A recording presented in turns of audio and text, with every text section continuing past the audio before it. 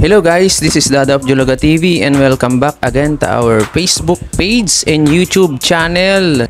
Again, and for today's video ay nandito na naman tayo sa ating work. At ang una nga natin ginupitan ay ang dalawang magkapatid at curly hair nga pala sila, at ang ginupit natin sa kanila ay taper fade pareho. Ayan, balikan nyo na lang guys yung ating unang video para tuloy-tuloy tayo sa ating paggugupit.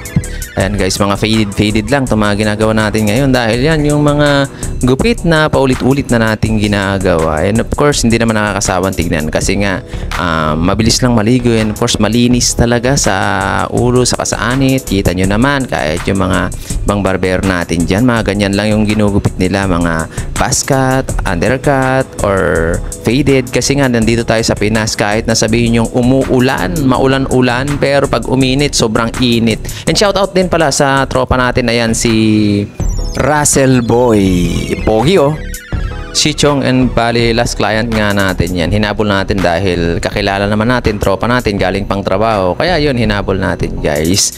Ayan, and tuloy-tuloy lang tayo kasi ginawa ko lang 6 minutes itong video na to guys, kasi napakahaba na ito kanina. Almost 37 o 40 minutes.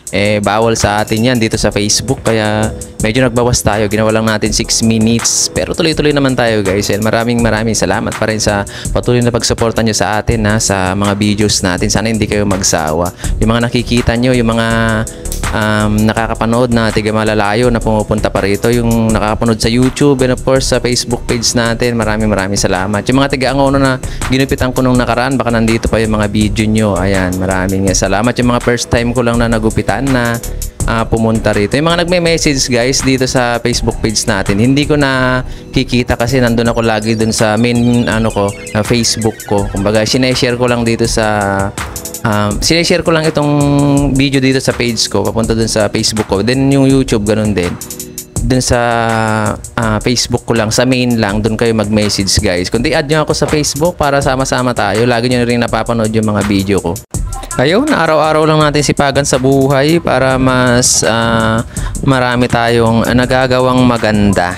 Ayan, di ba? Mas maganda pag masipag tayo para sa ating pamilya, para hindi rin sila na problema yung mga kailangan nila na ibibigay natin. Lalo na may mga student tayo, mga anak, or anong kailangan nila na bibili nila, kumbaga na ibibigay natin. Ako nga, malalaki na yung anak ko, hindi ko na malayan, biglang laki na nila. Dati ang liliit pa, ngayon may sarili na silang gusto.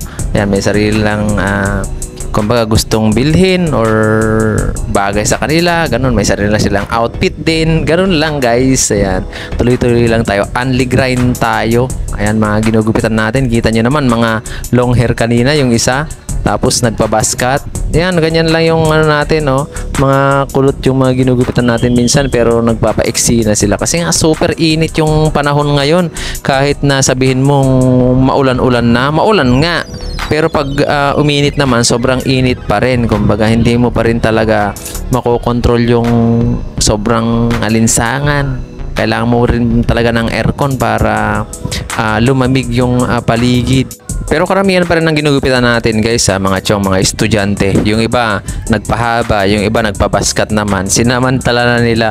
Yung iba kasi mga bata, ang haba ng buhok, nagpabaskat ka. Parang ito, di ba, nagpabaskat siya dahil hindi naman daw makikita sa school na nila, sa mga klase niya. Pag tubo niyan, medyo malaki na, mahaba na yung buhok niya, masasanay na yung mga kaklase niya ulit, hindi siya mahihiya. Kaya yun, mga basket ngayon, kahit mga bata, ang dami kong ginupitan guys na mga bata. Alam mo yung mga grade 4, grade 5, high school, grade 6, mga ganyan, grade 7, grade 8, nagpabasket kasi nga kumbaga hindi sila mahihiya pagpasok sa school.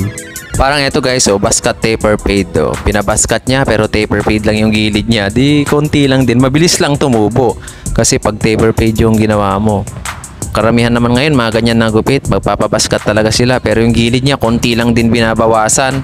Kaya okay lang magpabasket, hindi na kumbaga issue ngayon kung ano yung ulo mo, kung bilog o hindi o bako-bako, walang problema kasi nga may taper fade na. Hindi na buzz cut faded ang ano ngayon, buzz cut, taper fade na, zero pa rin pero dun lang sa baba.